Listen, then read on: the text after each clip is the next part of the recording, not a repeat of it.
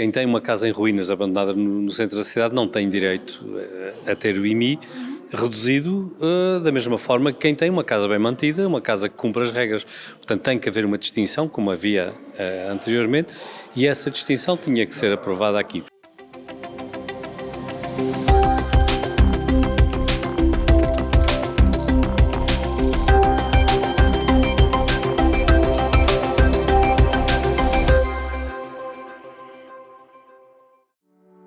Seja muito bem-vindo. No Terceira Dimensão de hoje falamos dos temas que estiveram em cima da mesa na última Assembleia Municipal de Angra do Heroísmo. Tauromaquia e isenção do IMI estiveram em destaque.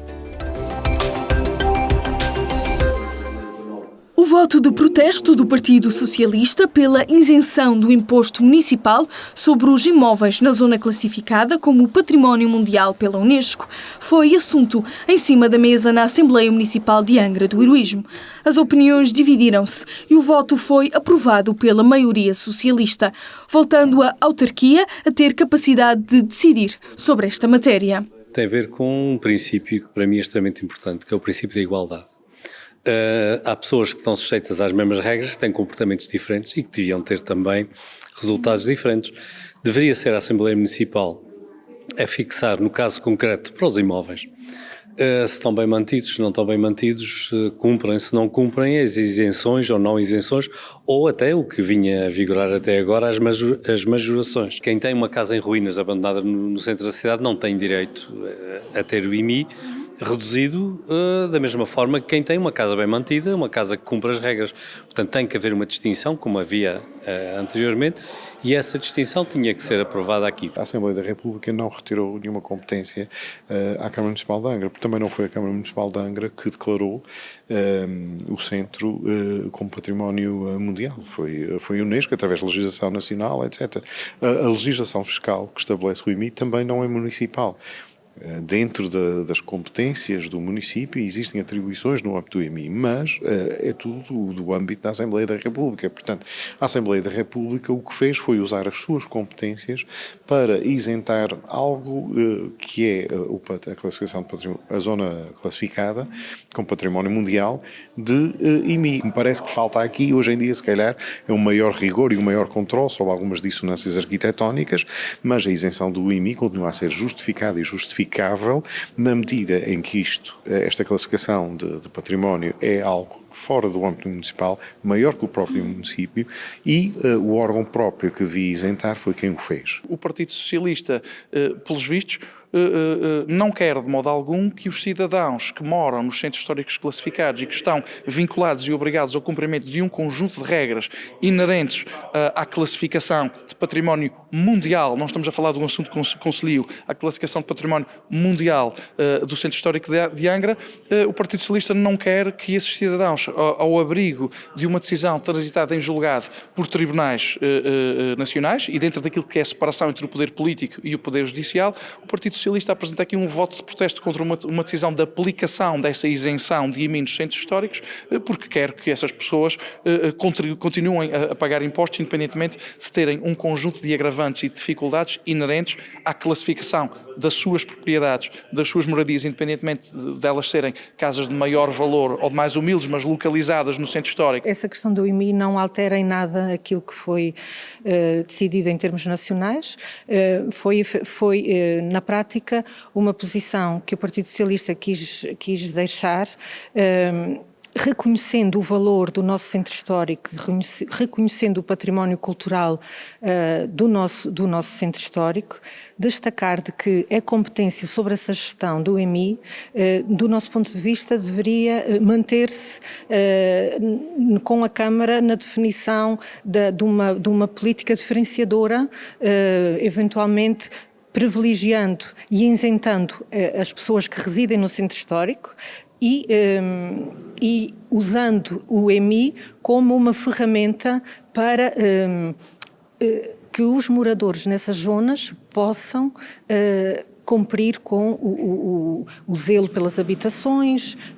a forma de as reconstruir, e foi essa apenas a posição do Partido Socialista. Já quando se falou em tauromaquia, os grupos parlamentares foram unânimes. Todos estão contra o aumento do IVA dos bilhetes para os espetáculos taurinos. No caso dos Açores, de 4% para 18%. Aumento este aprovado na Assembleia da República. É cultura, como nós sempre temos vindo a defender, e, de facto, este voto de protesto pelo aumento do IVA da tauromaquia é mais que adequado e mais do que justo.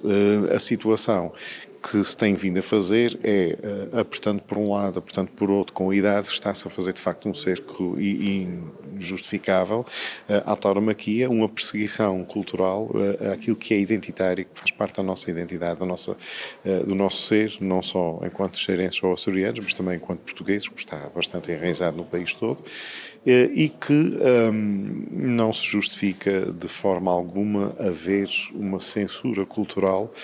nesta matéria. É uma matéria que nos preocupa e sobre a qual mantemos uma firmeza na defesa dos nossos valores culturais, na preservação desta tradição, que é nossa, que é única, conscientes de que devemos estar unidos na defesa de todas as medidas que possam prejudicar ou reduzir a importância desta tradição terceirense. Luís Rendeiro, representante do PSD, lamenta ainda o facto da deputada do PS de Terceira, Lara Martinho, ter votado a favor deste aumento na Assembleia da República. A aplicação da taxa máxima de IVA para a tauromaquia a todo o país e também nos Açores. E nós entendemos que a partir do momento em que não foi de modo algum, nem está em vias de ser alterada a classificação da tauromaquia como atividade cultural e como cultura, e em algumas das zonas do país, entre as quais se inclui a Ilha Terceira e muito claramente o Concelho de Angra do Heroísmo, a tauromaquia é cultura e não pode haver uma cultura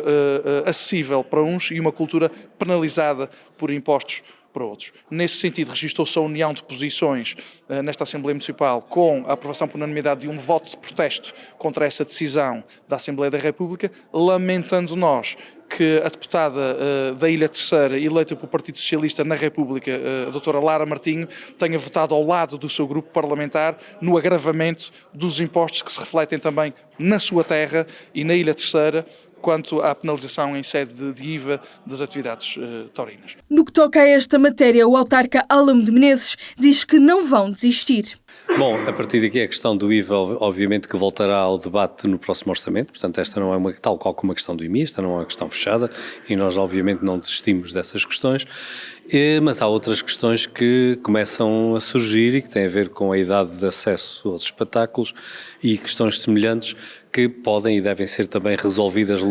nos Açores através da Assembleia Legislativa Regional. Portanto, agora esperemos que haja também algum desenvolvimento desta matéria nestes dois outros lugares, na Assembleia da República, obviamente, mas também na Assembleia Legislativa Regional. O CDS-PP motivou nesta Assembleia uma recomendação para a Secretaria Regional dos Transportes e Obras Públicas em relação à circulação na Avenida António da Costa. Com a nova via regional